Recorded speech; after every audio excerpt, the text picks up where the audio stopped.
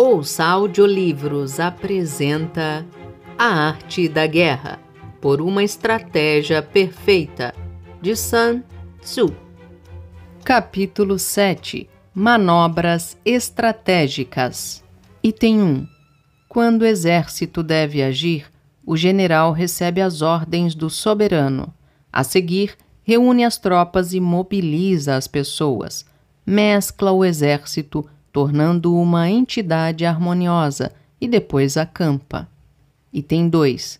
O que é difícil na arte das manobras é fazer com que o desvio seja o mais direto possível, transformando o infortúnio em vantagem. Item 3. Marche por uma rota indireta e distraia o inimigo, atraindo-o com uma isca. Assim, você pode iniciar sua caminhada depois dele e ainda chegar antes no campo de batalha. Quem assim procede entende a estratégia do direto e indireto. Item 4. Na guerra, tanto a vantagem quanto o perigo são inerentes às manobras. Item 5. O general que coloca todo o exército em movimento à caça de uma vantagem acabará por não obtê-la se abandona o acampamento para lutar por uma posição vantajosa. Os suprimentos estarão perdidos. Item 6. Quando se enrola a armadura e se parte com rapidez em movimentação diuturna, marchando o dobro do tempo por 100 li, os 3 oficiais serão capturados, pois tropas vigorosas chegarão primeiro e as fracas irão demorar-se na retaguarda. Assim, apenas 1/10 do exército chegará ao objetivo, se este método for empregado. Veja texto complementar 1. Item 7. Numa marcha forçada de 50 li, o oficial do front cairá, e ao usar este método, apenas metade do exército chegará ao objetivo. Em marcha forçada de 30 li, somente 2/3 chegarão. Assim, um exército que carece de equipamentos pesados, forragem, comida e provisões, estará perdido. Item 8. Não podem conduzir a marcha de um exército aqueles que não conhecem as condições de montanhas e florestas, desfiladeiros, pântanos e terrenos perigosos. E os que não usam guias locais são incapazes de obter as vantagens do terreno. Veja texto complementar 2. Item 9. A guerra baseia-se no lucro. Quando for vantajoso, mova-se e promova mudanças na situação, dispersando e concentrando suas forças. Item 10. Tão insondável como as nuvens, mova-se como um raio quando em campanha, seja rápido como o vento quando em marcha, em repouso, majestoso como a floresta, na invasão e embuste, ardente como o fogo, em reputação, firme como as montanhas. Item 11. Ao saquear o país vizinho, divida suas forças, conquistando o território, divida o butim. Item 12. Em guerra, avalie a situação, depois mova-se. Item 13. O general que conhece a arte da aproximação direta e indireta será vitorioso. Esta é a arte das manobras. Item 14. Gongos e tambores, bandeiras e flâmulas são usadas para focalizar a atenção das tropas. Quando a tropa consegue manter-se unida, o bravo não poderá avançar sozinho, nem o covarde poderá desistir. Esta é a arte de comandar um exército. Veja texto complementar 3. Item 15. À noite, use muitas tochas e tambores ao lutar. De dia, muitas bandeiras e flâmulas. Assim estará influenciando a visão e os ouvidos de suas tropas. Veja texto complementar 4. Item 16. Um exército pode ser despojado de seu espírito e seu general privado de sua coragem. Item 17. Ao amanhecer, os espíritos estão afiados. Durante o dia esmorecem e à noite os pensamentos volvem-se para o lar. Item 18. Na guerra, o controle do fator moral reside nisto. Quando o espírito do inimigo está aguçado, os habilidosos o evitam, mas o atacam quando está desanimado e seus soldados nostálgicos. Item 19. Na guerra, o controle do fator mental reside nisto. Em boa ordem, os habilidosos esperam o inimigo desorganizado. Em serenidade, o clamoroso. Item 20. Na guerra, o controle do fator mental reside nisto. Perto do campo de batalha, os habilidosos esperam um inimigo que vem de longe. Em descanso, um inimigo exausto. Com tropas bem alimentadas, um inimigo faminto. Item 21. Na guerra, o controle do fator de circunstâncias variáveis reside nisto. Os habilidosos não enfrentam um inimigo que avança com bandeiras bem organizadas, nem aqueles cujas formações encontram-se em excelente ordem. Item 22. A arte de empregar tropas estabelece. Quando o inimigo ocupa terreno alto, não enfrentá-lo. Quando sua retaguarda repousa nas montanhas, não se opor a ele. Item 23. Quando o inimigo finge fugir da batalha, não o persiga. Item 24. Não ataque as tropas de elite do inimigo. Item 25. Não se deixe enganar por movimentos de tropas inimigas. Item 26. Não impeça um inimigo de voltar para casa. Item 27. Para um inimigo cercado, você deve deixar um caminho de fuga. Veja texto complementar 5. Item 28. Não pressione um inimigo cercado. Veja texto complementar 6. Item 29. Este é o método do emprego de tropas. Textos complementares. 1. A marcha forçada. A realidade do tempo dos estados guerreiros chineses é esta. Um exército costuma marchar 30 li em um dia, o que é uma etapa. Numa marcha forçada de dupla distância, cobrem-se 2 etapas. Você pode cobrir 100 li somente se não descansar de dia ou de noite.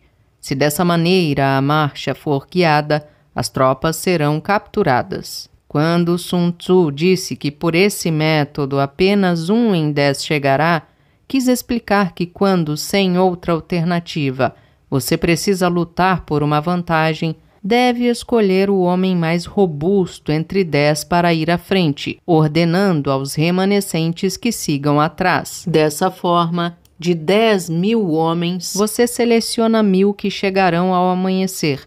Os demais chegarão depois, uns no final da manhã, outros no meio da tarde, de modo que nenhum fique exausto e todos se apresentem em sucessão para se juntar aos precedentes. O som de sua marcha é ininterrupto.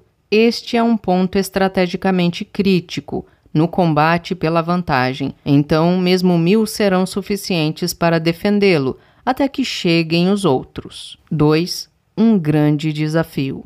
Se na direção do exército tivermos recebido as instruções de tocar uma campanha, rumamos para uma terra desconhecida, longe da influência cultural e sem meios de comunicação, e nos precipitamos em seus desfiladeiros, este é um verdadeiro desafio. Se nosso exército é solitário, o inimigo espera vigilante, sendo vastamente diferentes as situações do atacante e do defensor. Ainda mais se o adversário se concentra no logro e usa muitos artifícios desnorteadores. Sem fazer planos, mergulharemos no precipício. Enfrentando os perigos e entrando em lugares perigosos, viveremos a calamidade de sermos pegos ou inundados. Marchando como bêbados, podemos nos ver numa luta inesperada. À noite, parados, nos preocuparemos com alarmes falsos. Se apressados e despreparados, cairemos em armadilhas. Um exército de ursos e tigres no Vale da Morte. Como lutar com as fortificações rebeldes ou varrer o inimigo para fora de sua toca? Portanto, no país hostil, tudo precisa ser completamente conhecido.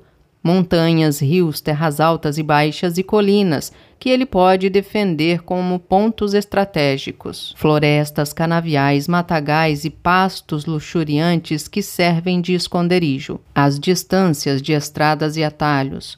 o tamanho das cidades e vilarejos, a extensão das vilas, a fertilidade ou aridez dos campos, a profundidade das obras de irrigação, a quantidade de provisões e o tamanho do exército inimigo e a qualidade das armas. Assim teremos às nossas vistas o inimigo que então poderá ser facilmente derrotado. 3. A indecisão funesta. A lei militar afirmava: serão decapitados aqueles que, quando devem avançar, não o fazem, e aqueles que na retirada não se retiram. Quando Wu Ti lutou contra Qin, existia um oficial que não conseguia controlar seu ardor, mesmo antes de a batalha começar. Ele avançou, cortou um par de cabeças e voltou. Wu Ti ordenou que fosse decapitado. O comissário do exército o admoestou: este é um oficial talentoso, não deveria ter sido decapitado. Wu Ti respondeu: creio que o senhor também seja um oficial de talento, mas é desobediente. E logo após, decapitou seu interlocutor. 4. A estrutura do acampamento. Visualizaremos o acampamento citado por Sun Tzu. Assim como as grandes formações abrangem as pequenas, os grandes acampamentos incluem os pequenos. O exército do front, o da retaguarda, o da direita e o da esquerda, tem cada um o seu acampamento em forma de círculo. Todos os acampamentos circundam os quartéis generais de cada comandante-chefe, montado no centro. O acampamento assemelha-se à constelação de Philae, tendo seus vários cantos interligados entre si. A distância entre os acampamentos situa-se entre 50 e 100 passadas. Estradas e atalhos se juntam para permitir a revista das tropas. Frente a frente são colocadas as fortificações, de modo que cada uma possa dar assistência às outras com arcos e flechas. Em cada cruzamento de estradas, um pequeno forte é construído. No topo, lenha empilhada, dentro, túneis ocultos. O acesso a esses fortes é feito por meio de escadas de mão. As sentinelas ficam lá. Depois da escuridão da noite, uma sentinela apaga o farol somente depois de ouvir as batidas do tambor nos 4 cantos do acampamento. Portanto, se o inimigo ataca à noite, precisa chegar aos portões, mas em todos os lugares há pequenos acampamentos, cada um firmemente defendido, e assim o adversário não sabe ao certo qual atacar: a leste, oeste, norte ou sul. No acampamento do comandante-chefe ou nos menores, aqueles que sabem primeiro que o inimigo chegou permitem que entre. Então, batem os tambores e todos os acampamentos respondem. Os fogos são acesos em todos os pequenos fortes, alumiando claro como o dia. Na sequência, oficiais e tropas fecham as portas dos acampamentos, equipam as fortificações e menosprezam o inimigo. Fortes arcos atiram flechas poderosas em todas as direções. A única preocupação é que o inimigo não ataque à noite, pois certamente será derrotado se o fizer. 5. A porta de rendição. Quando Cao Cao cercou Houquan, ordenou: quando a cidade for dominada, os defensores serão enterrados. Por meses e meses a cidade não caiu. Cao Zhen disse: é essencial mostrar ao sitiado que há um modo de sobreviver. Contudo, como o Senhor determinou-lhes que lutem até a morte, todos lutarão para salvar a própria pele. A cidade é forte e tem um estoque pleno de comida. Acampar sob seus muros e atacar rebeldes determinados a lutar até o fim não é um bom plano. Muitos dos nossos oficiais e homens serão feridos se os atacarmos. Se perseverarmos, o embate se delongará por muitos dias. Cao Cao seguiu o conselho dele e a cidade se rendeu. 6. A pressa prejudicial. Disse o príncipe Fu Chai: quando cercadas, bestas selvagens lutam desesperadamente. Isso é mais verdadeiro em relação aos homens. Sem alternativa, lutarão até a morte. Durante o reinado do imperador Xuan de Han, Chao Chun Kuo estava contendo uma revolta da tribo Qiang. Vendo o seu grande exército imperial, os homens de Qiang largaram a bagagem pesada e foram para o val do Rio Amarelo. A estrada cruzava desfiladeiros estreitos e Chun Ko para lá dirigiu suas tropas despreocupadamente. Alguém comentou: "Estamos buscando uma grande vantagem, mas procedemos lentamente." Chun Ko respondeu: "Eles estão desesperados. Não posso pressioná-los. Se eu fizer isto devagar, eles nem olharão para trás. Mas se eu pressioná-los, irão voltar-se contra nós para lutar até a morte." Todos os oficiais concordaram. Maravilhoso. Capítulo 8. 9 circunstâncias. Item 1. Geralmente o sistema de empregar tropas tem início quando o general é nomeado pelo soberano para mobilizar as pessoas e reunir as tropas. Item 2. São estas as 9 variáveis da guerra, ou circunstâncias, que devem ser observadas por aquele que quer ser vitorioso. Item 2A. Não se deve acampar em terras baixas. 2B.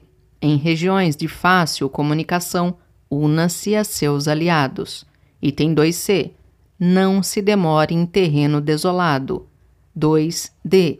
Em terreno cercado, a desenvoltura é necessária.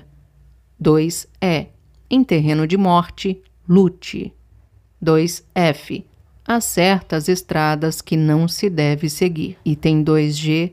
Há cidades que não se deve assaltar, terrenos em que não se luta. Essa orientação de Sun Tzu provavelmente refere-se a um inimigo em posição estratégica, posicionado atrás de muros altos e fossos profundos, detentor de grande provisão de grãos e alimento e que tem por missão deter a todo custo o exército que ataca.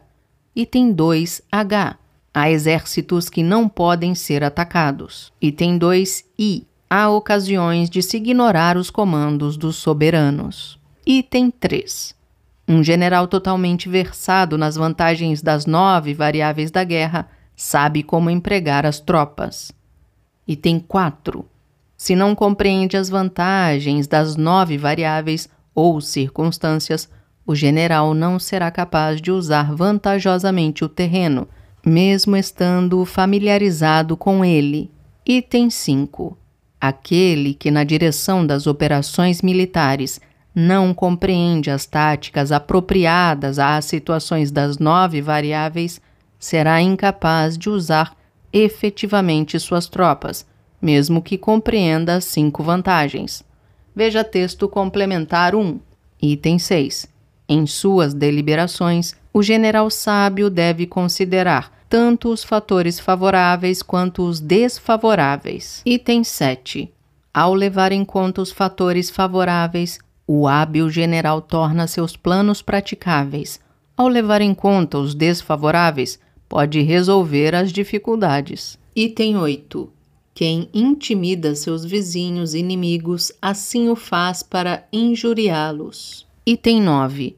Mantém o inimigo constantemente ocupado para cansá-lo e faz com que corra a oferecer-lhe vantagens ostensivas. Item 10. É doutrina da guerra não assumir que o inimigo desistirá do embate. O ideal é confiar na própria prontidão para o caso de enfrentá-lo um dia. Antes de presumir que ele não atacará, pensamento que deve ser descartado, torne-se invencível. As estratégias de Wu dizem: o cavalheiro mantém sua espada ao seu lado, mesmo quando o mundo está em paz. Item 11. No caráter de um general, há 5 características perigosas. Item 11A. Se negligente, pode ser morto. Item 11B. Se covarde, pode ser capturado. Item 11C. Se de temperamento impaciente, pode ser feito de tolo. Item 11D. Se tem um delicado senso de honra, pode ser caluniado. Item 11E. Se tem natureza compassiva, pode ser molestado. Item 12. Essas 5 peculiaridades do caráter são falhas sérias em um general e em operações militares são calamitosas. Item 13. A ruína do exército e a morte do general são resultados inevitáveis dessas 5 deficiências citadas, as quais precisam ser profundamente ponderadas. Texto complementar. 1. As 5 vantagens. As 5 vantagens mencionadas por Sun Tzu são as seguintes. Item A. Embora possa ser a mais curta, uma determinada estrada não deve ser seguida quando se sabe que é perigosa e há nela a contingência de emboscada. Item B. Embora possa ser atacado, um determinado exército não deve ser agredido se está em circunstâncias desesperadoras e há a possibilidade de seus soldados lutarem até a morte. Item C.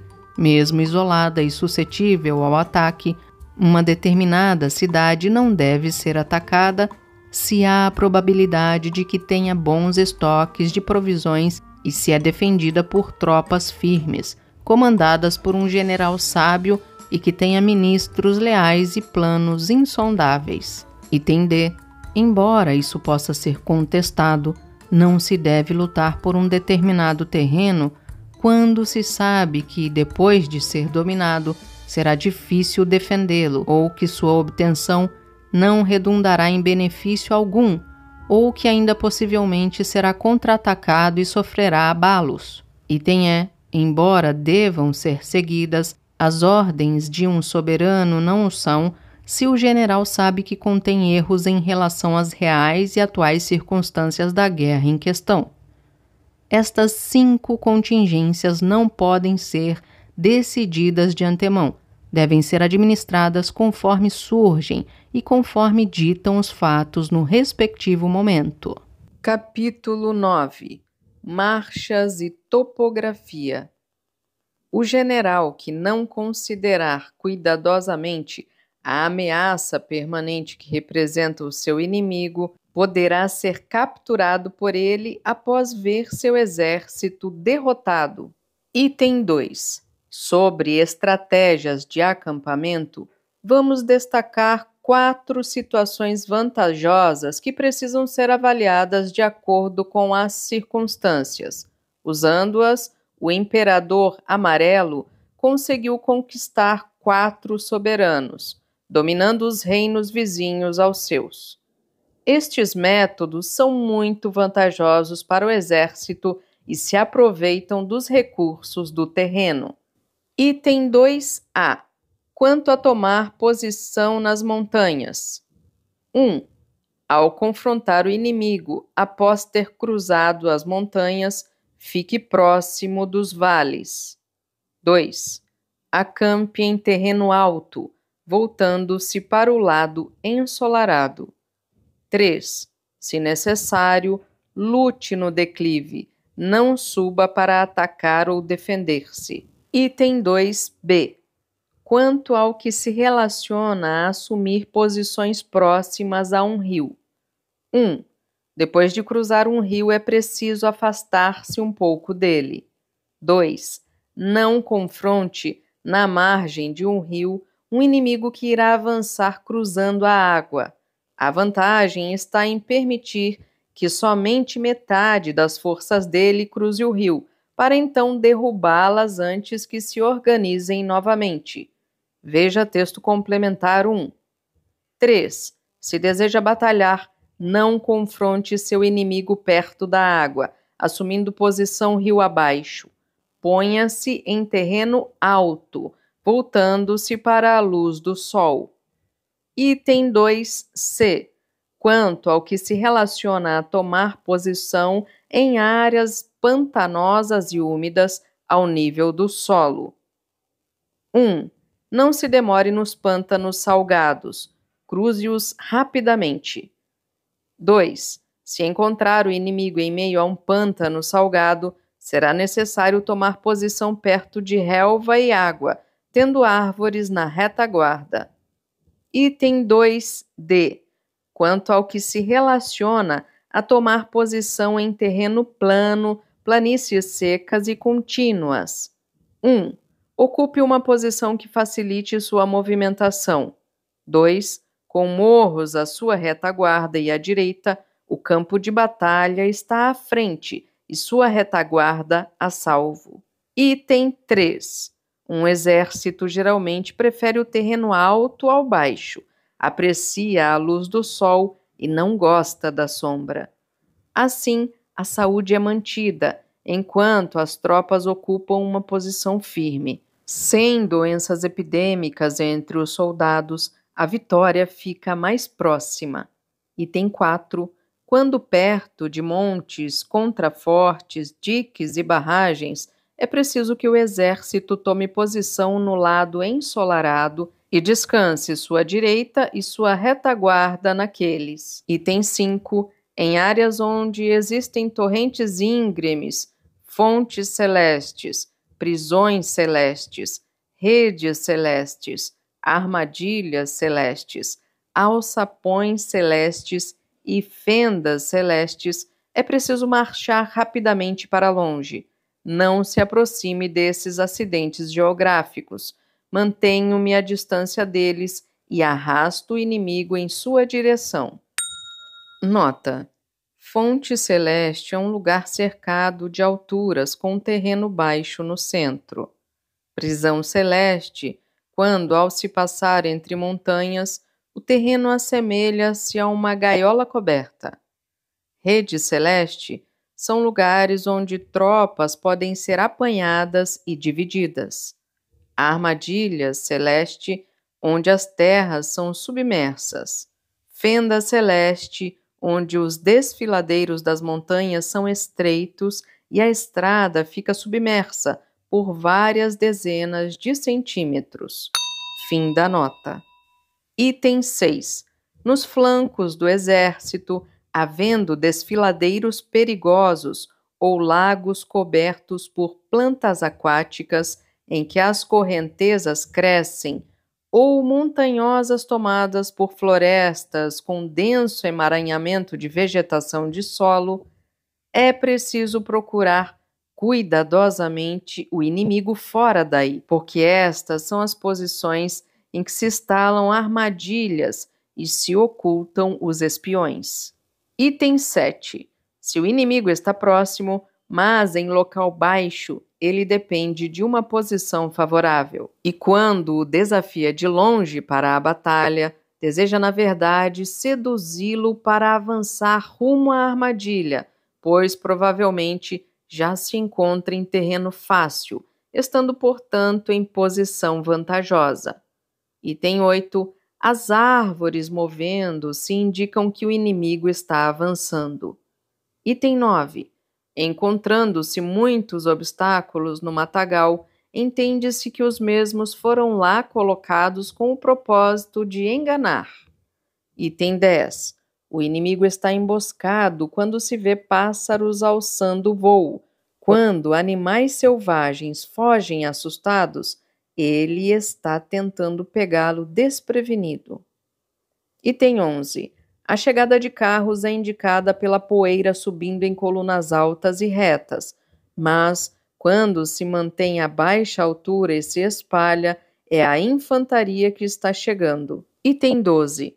Poeira que se eleva em áreas dispersas mostra que o inimigo está coletando lenha, e quando o exército está acampando, há inúmeros pequenos sinais de poeira que parecem ir e vir. Item 13. Se os enviados do inimigo se expressam com humildade, mas ele continua com seus preparativos de guerra, este é um sinal de que avançará.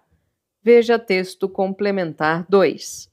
Item 14. Se a mensagem do inimigo é enganosa, mas ele pretensiosamente avança, este é um sinal de que irá se retirar. Item 15. Se os enviados do inimigo se expressam em termos apologéticos, este é um sinal de que ele deseja uma trégua. Item 16. Se o inimigo pede trégua sem um acordo prévio, está conspirando. Item 17. Quando carros leves saem primeiro e tomam posição nos flancos, o inimigo está entrando em formação para a batalha. Item 18. Se as tropas do inimigo marcham rapidamente e ele usa seus carros de batalha, ele está esperando com reforços para render-nos. Item 19.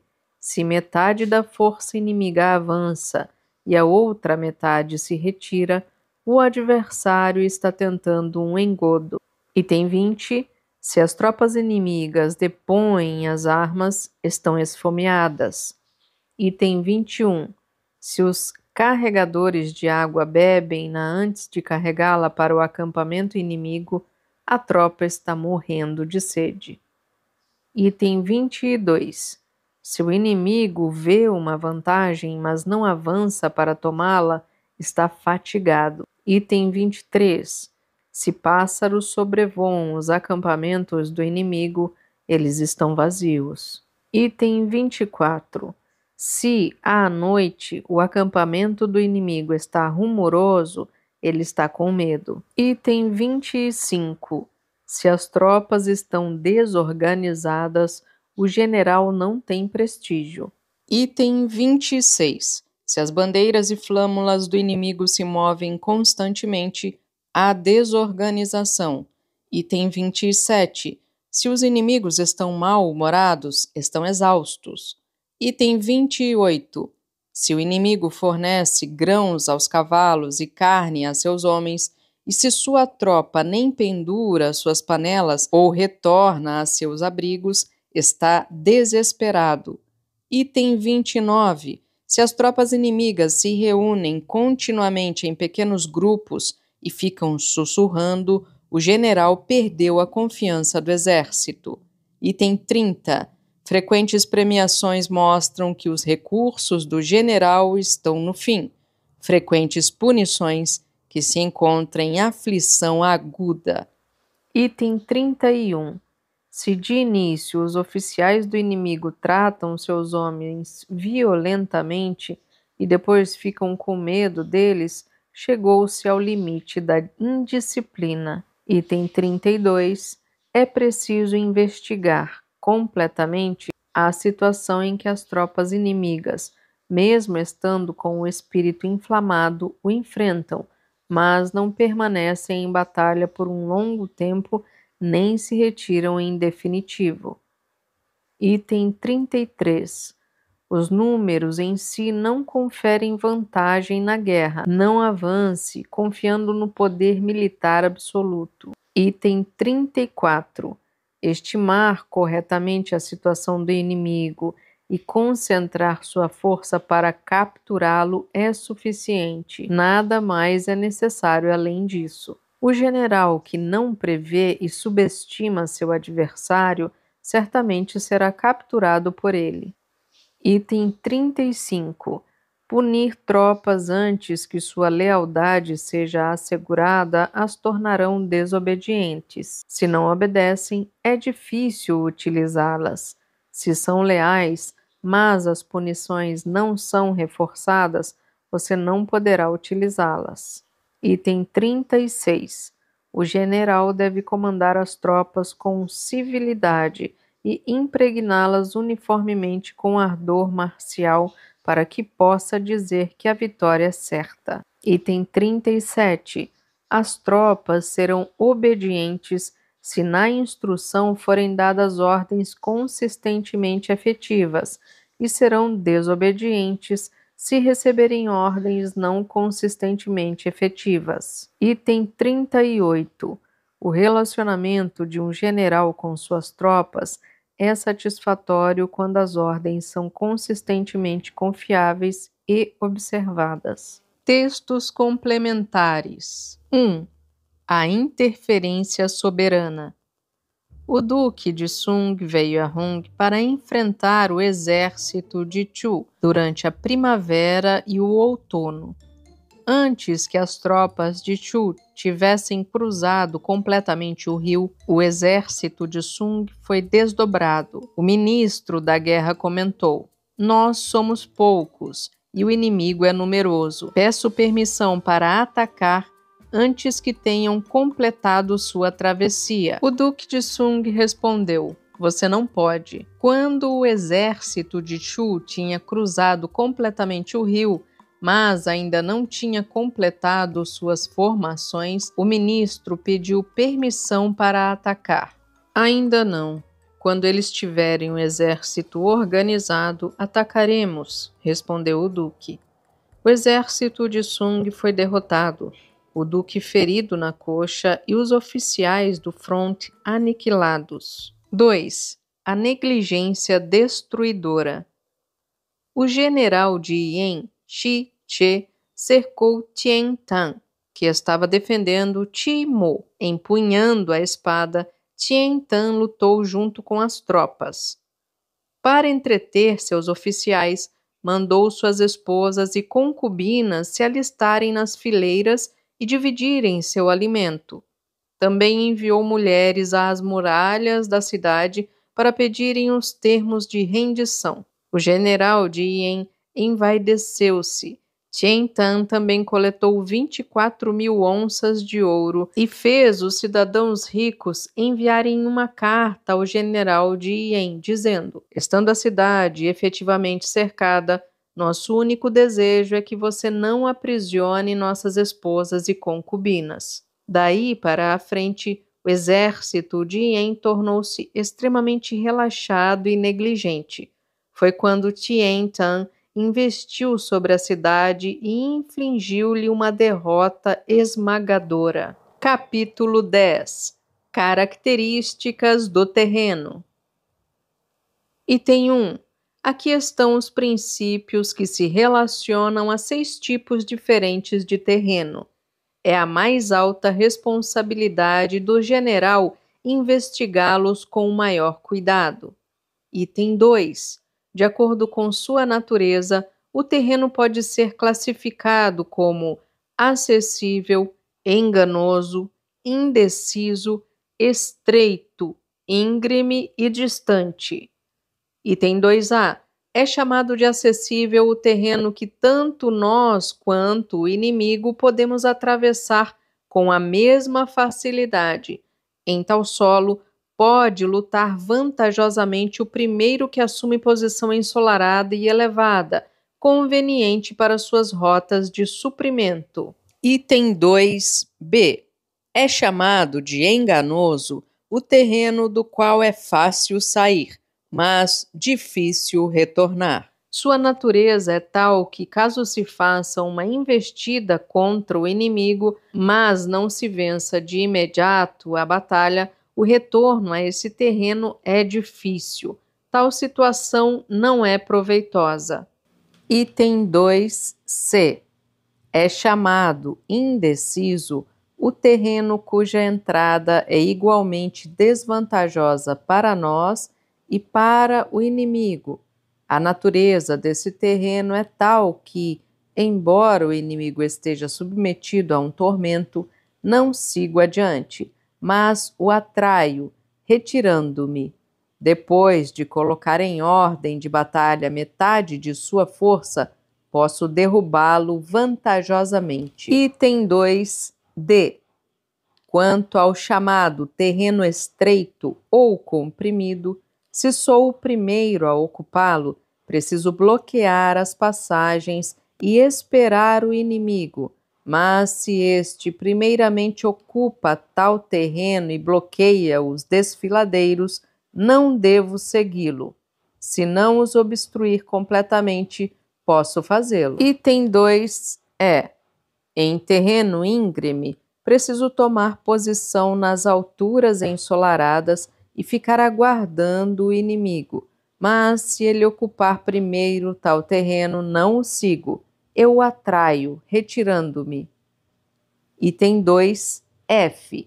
Se existe uma grande distância em relação à posição de um inimigo de igual força, é difícil provocar a luta e não é proveitoso batalhar na posição escolhida por ele. Item 3. Se as tropas fogem aflitas, são insubordinadas ou caem na desordem ou debandam, houve falha do general.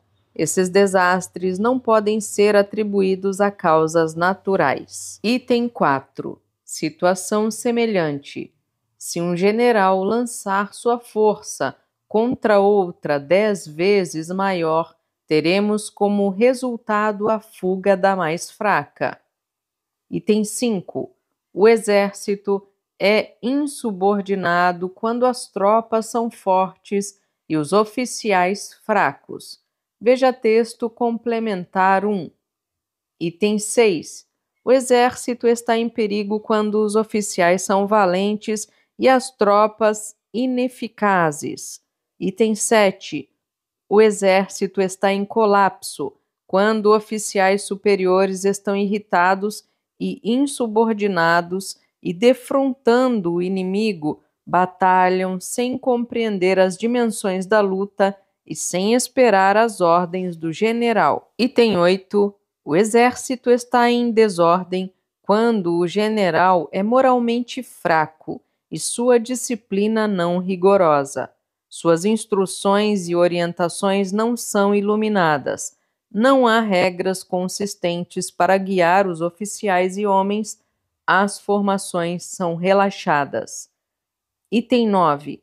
A derrota é fatal quando um general, incapaz de avaliar a dimensão do inimigo, vale-se de uma força pequena para enfrentar uma maior, ou tropas fracas para lutar contra outra forte, ou falha na escolha das tropas de choque para lutar no fronte. Veja texto complementar 2.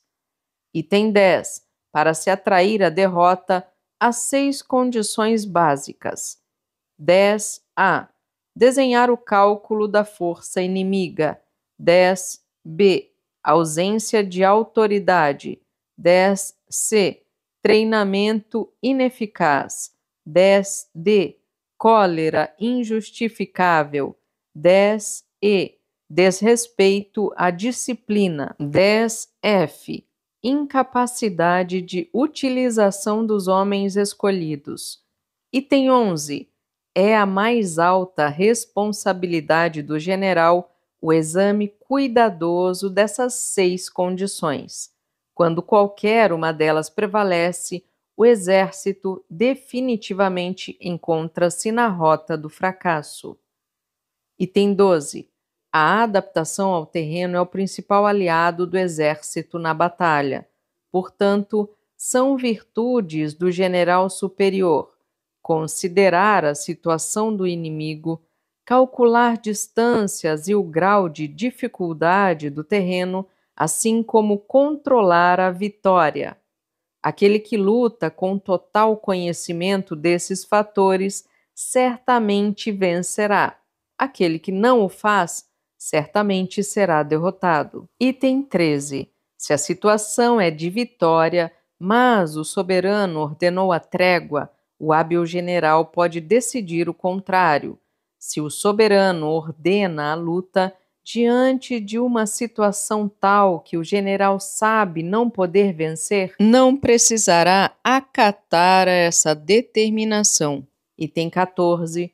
Portanto, torna-se joia preciosa do Estado o general que, no avanço, não busca a fama pessoal e, na retirada, não se preocupa em evitar a punição, com o único propósito de proteger os homens e promover o melhor interesse de seu soberano. Item 15. Um general que considera os homens do exército como seus tutelados, que com ele marcharão para os vales mais profundos, sempre trata a todos como filhos amados, e estes, se necessário, morrerão com o líder. Veja texto complementar 3. Item 16. Se um general favorece suas tropas, sendo, contudo, incapaz de utilizá-las, se as ama, mas seus comandos não são cumpridos, se é incapaz de controlar as tropas quando desorganizadas, estas podem ser comparadas a crianças mal criadas e são inúteis. Item 17. Sabendo que minhas tropas são capazes de derrotar o inimigo, mas estando ciente de que ele é vulnerável ao ataque, são de apenas 50% as minhas possibilidades de vitória. Item 18. Sabendo que o inimigo é vulnerável ao ataque, mas não está ciente de que minhas tropas são incapazes de derrotá-lo, são de apenas 50% as minhas possibilidades de vitória. Item 19. Sabendo que o inimigo pode ser atacado e que minhas tropas são capazes de avançar sobre ele, sendo que não percebo a minha desvantagem em relação à configuração do terreno, são de apenas 50% as minhas possibilidades de vitória. Item 20. Os experientes em guerra não cometem erros quando se movimentam, e quando agem, seus recursos são ilimitados. Item 21. E, portanto, termino essa sessão com este valioso ditado: conheça o inimigo, conheça a si mesmo. Assim, sua vitória nunca estará em perigo. Conheça o terreno, conheça o clima. Assim, sua vitória será total. Textos complementares. 1. A autoridade fragilizada. Sun Tzu refere-se às tropas e oficiais não comissionados que se tornaram indisciplinados e desequilibrados, e a generais tímidos e fracos. No início do reinado de Chang Qing, Tian Pu recebeu o comando em Wei com a finalidade de atacar Wang Qinshou. Pu tinha crescido em Wei, onde as pessoas não o respeitavam. Foi incapaz de conter os vários milhares de homens cavalgando em burros pelo acampamento. Depois de permanecer em sua posição por vários meses, desejou batalhar, mas os oficiais e tropas se dispersaram. Desesperado, Pu suicidou-se. 2. As tropas de elite. No período Han, os bravos dos Três Rios eram conhecidos como os Irmãos em Espada, por seu talento incomum. Em Wu, as tropas de choque eram os removedores de dificuldades. Em Qi, árbitros do destino. Em Tang, saltadores e agitadores. Esses eram os diversos nomes aplicados às tropas de elite. Nas táticas de vencer batalhas, nada mais é importante do que empregá-las. Geralmente, quando todas as tropas reunidas estão acampadas, o general escolhe em cada campo oficiais valentes e de espírito elevado, notáveis por sua agilidade e força, voltada para realizações marciais acima do comum. Esses oficiais são destacados para formar um grupo especial. Um é escolhido entre 10 homens. Na batalha, é essencial que as tropas de elite sejam usadas como ponta de lança de vanguarda, porque isso fortalece nossa própria determinação e afrouxam o vigor do inimigo. 3. O exemplo do general. Se o general cuida de seus homens com dignidade, obterá deles a força máxima.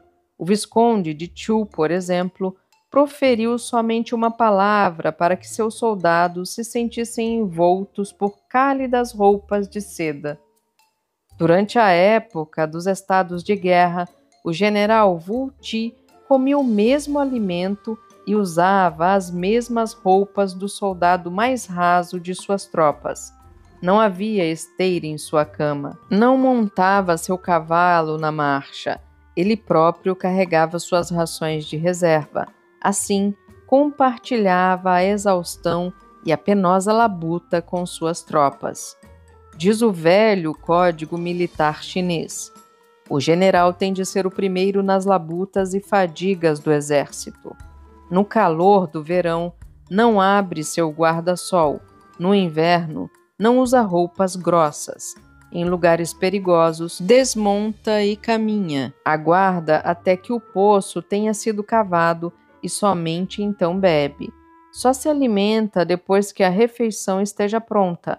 Só se abriga depois que a montagem das fortificações está concluída. Capítulo 11. Territórios de luta. Item 1.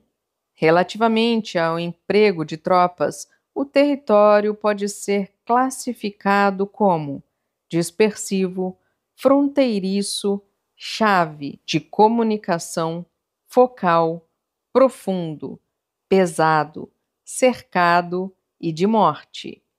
Item 1A. Quando o exército luta em seu próprio território, está em território dispersivo. 1B. Quando o exército faz apenas uma penetração rasa no território do inimigo, está em território fronteiriço. 1C. Quando a ocupação é vantajosa, igualmente para ambos os lados, luta-se no território-chave. 1D. Quando há equilíbrio de acesso para ambos os lados, a disputa se dá no território de comunicação. Item 1 é: quando um estado se encontra fechado por 3 outros estados, trata-se do território focal. Aquele que primeiro assume o controle dessa área alcançará o apoio do tudo sob o céu, ou seja, do império. Item 1F.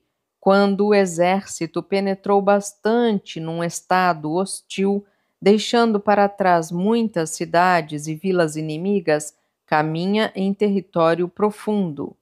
1G. Quando o exército cruza montanhas, florestas, escarpas ou marcha em meio a desfiladeiros, pântanos, lamaçais, areais ou qualquer lugar fatigante, está em território difícil. Item 1H. Quando o acesso é estreito, o caminho para a saída é tortuoso e onde uma pequena força inimiga pode derrotar uma força maior, marcha-se em território cercado. Item 2. Quando o exército sobrevive apenas de lutar com a coragem do desespero, está no território de morte. Item 3. Em território dispersivo, não lute. Uniformize a determinação do exército. Item 4. Em território fronteiriço, não pare. Mantenha suas forças compactamente ligadas. Item 5. Em território-chave, não ataque o inimigo que o ocupa. Acelere os homens de retaguarda. Item 6. Em território de comunicação, não permita a separação de suas formações. Preste muita atenção às suas defesas. Item 7. Em território focal, alie-se aos estados vizinhos. Fortaleça suas parcerias. Item 8. Em território profundo, saqueie. Assegure um fluxo contínuo de provisões. Item 9. Em território pesado, avance pelas estradas. Item 10. Em território cercado, invente estratagemas, bloqueie os pontos de acesso e saída. Veja texto complementar 1. Item 11. Em território de morte, lute. Torne evidente que não há possibilidade de sobrevivência, pois é da natureza dos soldados resistirem. Quando cercados, lutar até morrer. Quando não há alternativa e quando desesperados, a seguir as ordens dadas. Item 12. O general precisa examinar sempre, com maior cuidado, as variações táticas apropriadas aos 9 tipos de terreno, as vantagens da luta decisiva ou do combate prolongado e os princípios da natureza humana. Item 13. Antigamente, os descritos como habilidosos na guerra impossibilitavam ao inimigo a união de seu fronte com sua retaguarda, evitando que tanto os seus elementos grandes quanto os pequenos mutuamente cooperassem. Impediam também, por esse procedimento, que as boas tropas socorressem as infelizes e que os superiores e subordinados se apoiassem uns aos outros. Item 14. Se as forças do inimigo estavam dispersas, impediam-no de juntá-las novamente. Quando concentradas, colocavam-no em confusão. Item 15. Quando era vantajoso, as tropas inimigas se concentraram e se moveram. Quando não havia vantagem, descansaram. Item 16. Há alguém que me pergunta: como lido com uma tropa inimiga bem organizada, pronta a me atacar? Respondo: capture algo que lhe seja muito caro e ele se ajustará a seus desejos. Item 17. Se a velocidade é a essência da guerra, então tire vantagem do despreparo do inimigo. Viaje por portas inesperadas e derrote-o onde ele não tomou nenhuma precaução. Item 18. Em relação a uma força de invasão, são estes os princípios gerais aplicáveis. Item 18A. Torne os planos dos movimentos do seu exército insondáveis. Item 18b. Quando você penetra profundamente em território hostil, seu exército deve estar unido para que o defensor não possa vencê-lo. 18c. Saqueie regiões férteis para suprir o exército com muitas provisões. Item 18d. Esteja atento à alimentação das tropas. Não as fatigue desnecessariamente. Una-as no espírito. Conserve sua força. Item 18E. Lance as tropas em uma posição a partir da qual não haja escapatória, e mesmo quando enfrentando a morte, elas não fujam. Se preparados para morrer, os oficiais e soldados tudo podem alcançar, efetivando juntos os derradeiros esforços. Em situações desesperadoras, não temem nada. Quando não há saída, continuam firmes. Em penetração avançada em território profundo, eles se unem e lá, onde não há alternativa, enfrentarão o inimigo em combate corpo a corpo. Item 19. Tais tropas não precisam de encorajamento para ficar vigilantes. Sem pedir, o general obtém delas o apoio, o seu afeto, a sua confiança. Ele as cativa. 20. É bom que os oficiais não tenham nenhum excesso de riqueza, mas não porque desdenhem bens materiais, não tenham expectativas de uma longa vida, nem porque refutem a longevidade. Item 21. No dia em que o exército receber a ordem definitiva e decisiva para marchar contra o inimigo, as lágrimas daqueles que estão sentados encharcarão suas lapelas, as lágrimas dos reclinados escorrerão por suas faces. Então, lance-os em uma situação em que não haja escapatória, e eles exibirão a coragem imortal de Chuang Tzu e Cao Kuei. Item 22. Encorajadas, as tropas dos adeptos da guerra são usadas como a cobra que responde simultaneamente do Monte Chang. Tendo a cabeça golpeada, ela ataca com sua cauda. Quando a cauda é golpeada, sua cabeça ataca. Quando golpeada no centro, cabeça e cauda atacam. Item 23. Há alguém que me pergunta: podemos tornar as tropas capazes de realizar a coordenação instantânea da cobra que responde simultaneamente? Respondo: sim, pois embora se odeiem mutuamente, os homens de Wu e Yush, se juntos em um barco tocado pelo vento, cooperariam como a mão direita o faz com a esquerda. Item 24. Na guerra, não é suficiente confiar em cavalos que mancam ou rodas de carroças emperradas. Item 25. Mediante o uso adequado do terreno, tanto tropas de choque quanto as flexíveis são empregadas para a melhor vantagem. Item 26. O objetivo da administração militar é cultivar um nível uniforme de valor. O general deve: 26A. ser sereno e inescrutável, imparcial e autocontrolado, por vocação. 26b. Ser capaz de manter seus oficiais e soldados na ignorância de seus planos. 26c. Proibir práticas supersticiosas, livrando o exército de dúvidas, pois até o momento de morte não pode haver preocupações. 26d. Mudar seus métodos e alterar seus planos, de modo que as pessoas não tenham conhecimento do que está fazendo. 26e. Alterar os locais de seus acampamentos e marchar por rotas divergentes, impossibilitando aos outros antecipar seu propósito. 26f. Unir o exército e lançá-lo numa posição desesperada. 26g. Conduzir o exército muito adentro em território hostil e lá atacar.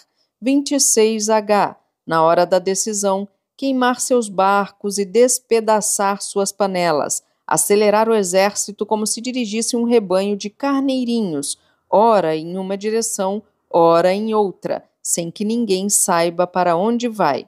26i. Fixar uma data para a rendição e, depois de as tropas terem se encontrado, cortar sua rota de retirada, como se removesse uma escada debaixo delas. 26j. Conhecer os planos dos estados vizinhos para preparar alianças na hora certa.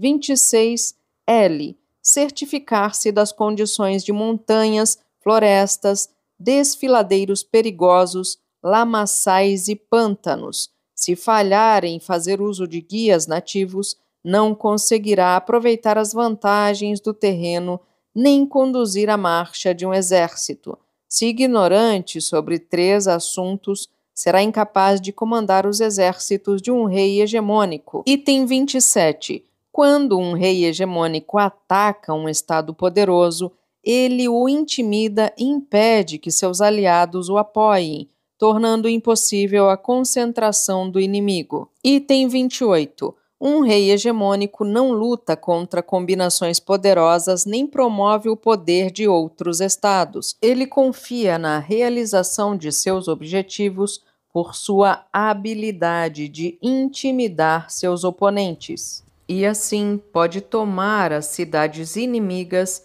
e destruir o estado oponente. Item 29. Distribua premiações sem respeitar a prática costumeira. Divulgue ordens sem respeitar as precedentes. Assim poderá utilizar o exército inteiro como se o fizesse com apenas um homem. Item 30. Sem comunicar suas intenções, reparta as tarefas para as tropas, use-as para obter vantagem, sem revelar os perigos envolvidos. Lance as tropas em uma situação perigosa e elas sobreviverão. Posicione-as em terreno de morte e elas viverão, pois, quando colocado em semelhante situação, o exército pode arrebatar a vitória a partir da derrota. Item 31. O ponto crucial das operações militares refere-se à pretensão de ajustar os próprios interesses às intenções do inimigo. Item 32. A habilidade de se alcançar um objetivo de maneira engenhosa e astuta está em concentrar as forças contra o inimigo, de forma que de uma distância de 1000 li pode-se matar o general hostil. Item 33. No dia em que é colocada em prática a política de atacar, feche as passagens, rescinda os passaportes, não mais receba os enviados do inimigo e exorte o Conselho do Templo a executar os planos. Item 34. Se o inimigo oferecer uma oportunidade, tire vantagem dela rapidamente. Antecipe-o na conquista de algo a que ele dê valor e mova-se conforme a data secretamente marcada. Item 35. Eis a doutrina da guerra. Assimilar a situação do inimigo para decidir na batalha. Portanto, em primeiro lugar, seja tímido como uma donzela, mas, quando o inimigo lhe der uma abertura, seja rápido como uma lebre, e esse será incapaz de lhe oferecer resistência.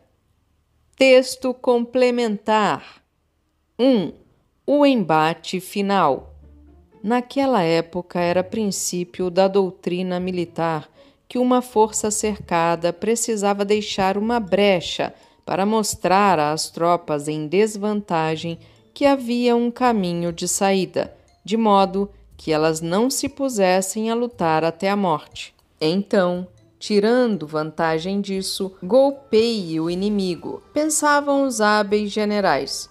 Mas, sendo eu quem está em terreno cercado e o inimigo cria um caminho para que minhas tropas fiquem tentadas a fugir, eu, como comandante, fecho este meio de escape, de modo que meus oficiais e soldados tenham em mente apenas a intenção de lutar até a morte.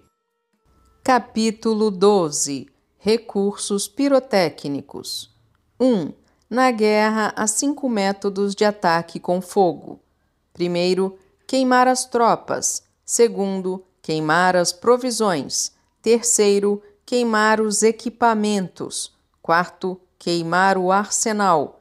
Quinto, usar projéteis incendiários. Item 2. Nos planos bélicos é preciso confiar em alguns meios para usar o fogo. O equipamento para lançar chamas precisa estar sempre à mão. Item 3. Há tempos convenientes e dias apropriados nos quais se pode lançar fogos. 3.1. Os tempos referem-se àqueles em que o clima está muito quente. 3.2. Os dias referem-se àqueles em que o ciclo lunar se encontra em Sagitário, em Alfarats, em I ou nas constelações Chen, quando predominam os ventos ascendentes. 4. Em ataques com fogo, necessário se faz reagir a eventuais mudanças de situação. 5. Se o fogo irrompe no acampamento inimigo, imediatamente coordene sua ação do lado de fora, mas se suas tropas permanecem calmas, é melhor aguardar e não atacar logo. 6. Se o fogo atinge grande altura, siga-o de perto, caso isso seja possível. Se não puder, aguarde. Item 7. Optando por lançar fogos de fora para dentro do acampamento inimigo, não é preciso esperar o total alastramento do fogo lá dentro. Lance fogos em momentos adequados. 8. Quando fogos são aumentados pelo vento, não ataque o inimigo ocorrendo vento fraco. Item 9. O vento não soprará à noite se já tiver soprado durante o dia. Item 10. O exército tem de conhecer as 5 situações diferentes de ataque por fogo e estar em constante vigilância. Item 11. Os generais que usam o fogo para fortalecer seus ataques são inteligentes. Aqueles que se valem de inundações são poderosos. Item 12. Ainda que se isole um inimigo, a água não pode destruir suas provisões ou equipamento. Item 13. É de mau agouro fracassar na exploração dos benefícios gerados pelas vitórias em batalhas. Isso pode ser descrito como demora ruinosa. Item 14. Regentes iluminados deliberam a partir dos planos e bons generais os executam. 15. O general só deve agir se determinada causa realmente for do interesse do Estado. Prevendo seu insucesso, não use as tropas. Não lute se não estiver de fato em perigo. Item 16. Um soberano não tem o direito de ordenar a convocação de um exército por estar enfurecido, nem pode lutar apenas por estar ressentido. Um homem encolerizado pode voltar a ser feliz e o ressentido novamente satisfeito. Contudo, um Estado não pode ser restabelecido em semelhantes condições, nem seus mortos reviverão. Item 17. O regente iluminado abraça a prudência e o bom general sempre está prevenido contra qualquer tipo de ação precipitada. Assim, o Estado se mantém seguro e o exército preservado.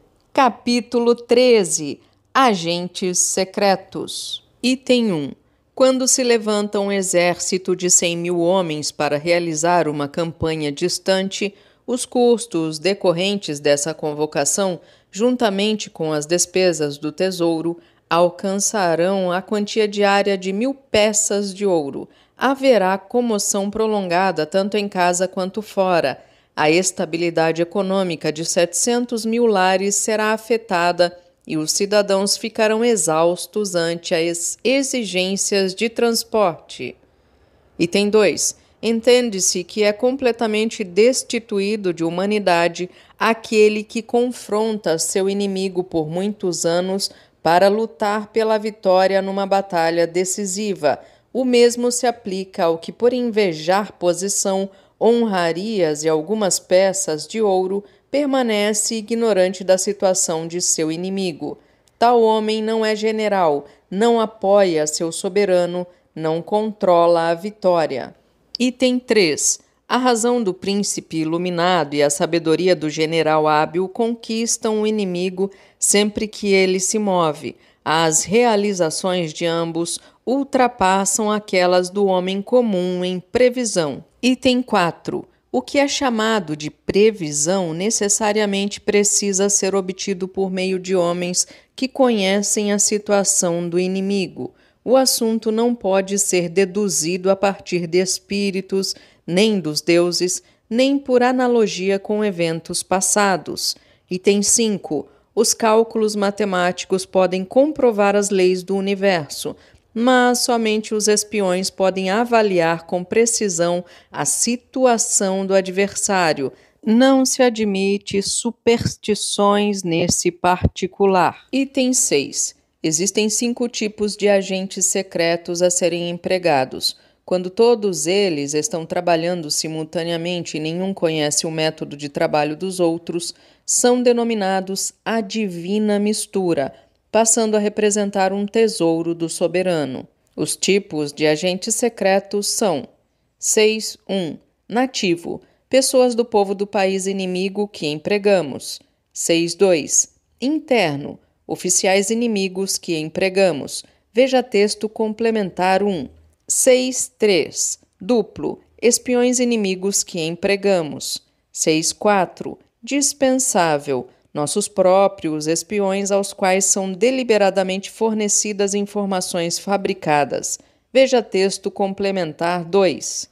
6.5. Ativo, aqueles que retornam vivos da missão com informações. Item 7. Entre os mais próximos do general, o agente secreto é o mais íntimo, é o que recebe os prêmios mais generosos. Assuntos relacionados a operações secretas é o que de mais confidencial existe no Exército. Item 8. O general que não é sábio, humano e justo não pode usar agentes secretos. Se não é delicado e sutil, não pode obter a verdade deles. Item 9. O assunto é realmente delicado, verdadeiramente delicado. Não há guerra em que a espionagem não seja usada, mas se os planos relativos a operações secretas são prematuramente divulgados, o agente e todos aqueles para os quais ele os contou serão condenados à morte. Item 10. Geralmente, no caso de exércitos que você deseja derrotar, é preciso instruir seus agentes para descobrir, nos mínimos detalhes, informações como cidades que vale a pena atacar, pessoas que deseja assassinar, nomes do corpo de oficiais, do líder da guarnição, dos porteiros, dos guardiães do portão e dos guarda-costas, etc. Veja texto complementar 3. Item 11. Procurar agentes inimigos que vieram espioná-lo e suborná-lo para que o sirvam é essencial. Dê-lhes instruções e cuide deles. Assim, são recrutados e usados os agentes duplos. É por meio deles, os duplos, que os agentes nativos e os internos podem ser recrutados e empregados. E é também por esses meios que o agente dispensável, armado de falsa informação, pode ser enviado para transferi-la ao inimigo e que os agentes ativos podem ser usados em tempos apropriados. Item 12. As atividades dos 5 tipos de agentes precisam ser do total conhecimento dos soberanos, pois é por esse instrumento que as informações imprescindíveis sobre o inimigo podem ser conhecidas. E como tais notícias chegam em primeira instância pela boca dos agentes duplos, é obrigatório, portanto, que eles sejam tratados com a maior liberdade. Item 13. Nos tempos antigos, a promoção de Yin deveu-se a Yi Qin, que anteriormente serviu à Xia. Shou chegou ao poder por intermédio de Lu Yu, um servo de Yin. Qi foi ministro de Xia, que passou para o lado de Yin. Lu Wang foi um ministro de Yin, que passou para o lado de Chou. Item 14. Somente o soberano iluminado e o general valoroso, que são capazes de usar as pessoas mais inteligentes como agentes, têm certeza de que vão alcançar grandes coisas. Veja texto complementar 4. Item 15. Operações secretas são essenciais na guerra. É sobre essas que repousa a confiança do exército em cada um de seus movimentos. Textos complementares. 1. A informação na fonte. Assim você pode ver os bastidores do exército no tempo das dinastias chinesas. Há homens valorosos entre a classe dos oficiais que foram injustamente privados do alto oficialato, outros que foram punidos por terem errado, bajuladores e favoritos que cobiçam riquezas, aqueles que não obtiveram posições responsáveis. Temos ainda aqueles que apenas desejam tirar vantagem dos tempos de desgraça, aumentando as suas próprias habilidades, aqueles de duas caras, cambiáveis e enganadores, que vivem em cima do muro e outros tipos. Você pode secretamente perguntar a tais indivíduos sobre seu bem-estar, premiá-los generosamente com ouro e seda e assim torná-los fiéis a você. Então, tenha certeza de que eles buscarão os fatos reais da situação em seu país e delatarão eventuais planos dirigidos contra você, além de poder criar rupturas entre o soberano e seus ministros, de modo que não haja harmonia entre eles. 2. A bola de cera. Em certas ocasiões, os generais permitem que seus agentes tenham conhecimento de informação falsa. Se operando em território inimigo, tais agentes forem aprisionados, eles certamente relatarão esta mentira. Assim, o inimigo acreditará na notícia e irá preparar-se convenientemente, mas certamente nossas ações serão diferentes, e por isso o inimigo matará esses espiões. Certa vez, numa das dinastias chinesas, o chefe de pessoal Cao perdoou um homem condenado. Fez com que engolisse uma bola de cera e o mandou para Tangut, disfarçado de monge. Quando o falso religioso lá chegou, foi aprisionado. Relatou a seus captores sobre a bola ingerida e logo a evacuou numa privada. Quando a bola foi aberta, os Tanguts encontraram uma carta transmitida pelo chefe Cao ao diretor de planejamento estratégico de Tangut. O general dos bárbaros ficou furioso, condenou seu ministro à morte e também executou o monge espião. Entretanto, agentes dispensáveis não se restringem a um único uso. Algumas vezes pode-se enviar emissários ao inimigo para fazer um acordo de paz e, em seguida, far-se um ataque inesperado. 3. As qualidades humanas. Para fazer uma guerra ofensiva, você deve conhecer os homens empregados pelo inimigo, se são sábios ou estúpidos, espertos ou grosseiros. Verificadas tais qualidades, prepare medidas adequadas. Quando o rei de Han ordenou que Han Xin, Cao Cao e Quan Ying atacasse Wen Pao, perguntou: quem é o comandante-chefe de Wen? E obteve a informação: Po Ti.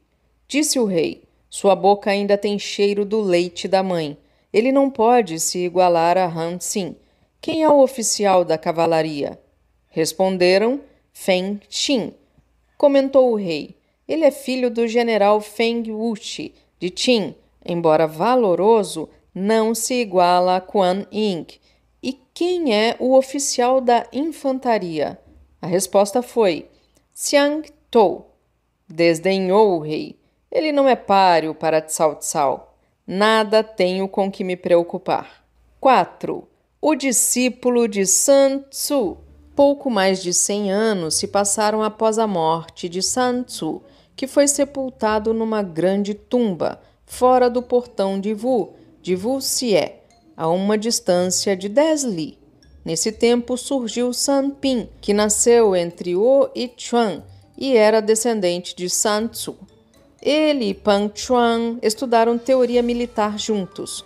Pang Chuan serviu ao estado de Wei e obteve a posição de general do rei Hui. Percebeu que sua habilidade não era igual à de Sun Pin e secretamente enviou um mensageiro para chamá-lo. Quando Pin chegou, Pang Chuan, temendo que a qualidade do outro fosse maior, sentiu ciúmes e armou-lhe uma cilada, de modo que os pés de Sun Pin foram cortados e sua face marcada a ferro. Depois disso, manteve-se escondido onde não pudesse ser visto. Um embaixador de Qi veio a Daliang, capital do estado de Wu. Sun Pin, que era tido por criminoso, encontrou-o secretamente e conversaram. O embaixador de Qi considerou-o uma pessoa extraordinária e o levou, em segredo, de volta para Qi. Tian Ti, o comandante supremo de Qi, gostou dele e tratou-o como um convidado. Tian Ti frequentemente apostava em cavalos de corrida com os príncipes de Qi. Sun Pin notou que as equipes de cavalos não tinham grandes diferenças. Os cavalos eram de 3 classes, primeira, segunda e terceira. Observando isso, Sun Pin disse para Tian Ti: faça uma aposta nesta competição. Seu servo pode fazê-lo ganhar. Tian Ti acreditou nele e apostou, com o rei e os príncipes, 1000 peças de ouro nas corridas. Quando estava a ponto de casar a aposta, Sun Pin disse: emparelhe seu terceiro cavalo contra o primeiro dele, seu melhor contra o segundo dele e seu segundo melhor contra o mais fraco dele. As 3 competições foram completadas e mesmo que Tian Ti não houvesse ganhado a primeira corrida, ele vencera as outras 2 e ganhara 1000 peças de ouro do rei. Em seguida, Tian Ti apresentou Pin ao rei Wei, que com ele discutiu assuntos militares e fez dele um chefe militar. Mais tarde, quando o estado de Wei atacou Cao, Cao pediu urgentemente ajuda a Ti. O rei de Wei desejou fazer de Sun Pin o comandante supremo. Sun Pin recusou, agradecendo e disse: como eu fui anteriormente condenado, isto não pode ser apropriado. Tian Ti então foi feito comandante supremo e Sun Pin tornou-se seu chefe de pessoal. Sun Pin, viajando em um vagão de bagagem, fez seus planos. Tian Ti desejou conduzir o exército ao estado de Cao. Sun Pin disse: aquele que deseja desvendar o confuso e o emaranhado não pega a meada inteira. Do mesmo modo, não se anula um combate agarrando-se à alabarda. Golpeia-se uma saliência ou um ponto desprotegido. Então, quando o antagonista estiver num beco sem saída, a situação se resolverá sozinha. Agora Wei e Cao atacam um ao outro. As tropas de assalto e as ligeiras estão em campo e certamente estão exaustas. Em casa, os velhos e fracos estão cansados. Nada melhor que marchar velozmente sobre Daliang, tomando as rotas e estradas principais e atacar a capital enquanto está desprotegida. Então Wei terá que parar de lutar com Cao para se salvar. Assim, de uma só tacada, podemos devolver a honra a Cao e colher o fruto da derrota de Wei. Tian Ti seguiu o conselho e o resultado foi que o exército de Wei abandonou Hantai e comprometeu-se com Ti em Quenling, onde as tropas de Wei foram completamente derrotadas. 15 anos depois, Wei aliou-se a Cao e atacou Han. Han urgentemente pediu ajuda a Ti. O rei de Ti ordenou Tian Ti que marchasse diretamente sobre Daliang. o comandante supremo de Wei, Pang Xuan, ao saber disso, deixou Han e retornou a seu próprio país. O exército de Xi já havia cruzado a fronteira e marchava para o oeste. Sun Pin disse a Tianxi: as tropas dos 3 estados de Qin, Han, Wei e Chao são normalmente ferozes, corajosas e desprezam Ti. Consideram Ti covarde. O lutador hábil levará em conta esta circunstância e planejará sua estratégia, aproveitando-se disso. Segundo a arte da guerra de Sun Tzu, se o exército avança para obter uma vantagem de uma distância de 100 li, o oficial que lidera o fronte será capturado. Se for de 50 li, só metade das tropas alcançará o ponto crítico. Então ordenou que quando o exército de Qi cruzasse as fronteiras e chegasse a Wei, deveria acender na primeira noite 100.000 fogueiras. Na segunda, 50.000 e na terceira, 30.000. Pang Xuan marchou por 3 dias e, muito contente, disse: eu sempre tive certeza de que as tropas de Ti eram covardes. Estiveram em meu país por apenas 3 dias e mais da metade de seus soldados e oficiais desertou. Deixou então para trás seus carros e infantaria pesada e, com tropas de choque levemente armadas, seguiu em marcha forçada. Sun Pin calculou que Pang Xuan poderia chegar em Malin ao entardecer. A estrada de Malin é estreita e dos 2 lados tem desfiladeiros e gargantas, onde tropas podem ser colocadas em emboscada. Sun Pin tirou a casca de uma grande árvore e em seu caule escreveu: Pang Xuan morreu debaixo dessa árvore. Colocou os mais hábeis arqueiros do exército com 10.000 arcos nos 2 lados da estrada em emboscada e ordenou que à noite, quando vissem fogo, atirassem em direção a ele.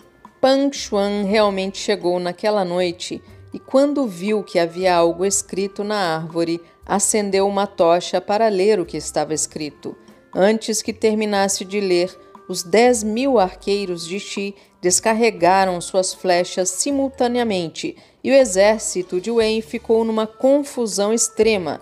Pang Xuan, em sua agonia, percebeu que suas tropas seriam derrotadas, cortou sua garganta e, enquanto expirava, disse: assim contribuí para a fama desse miserável.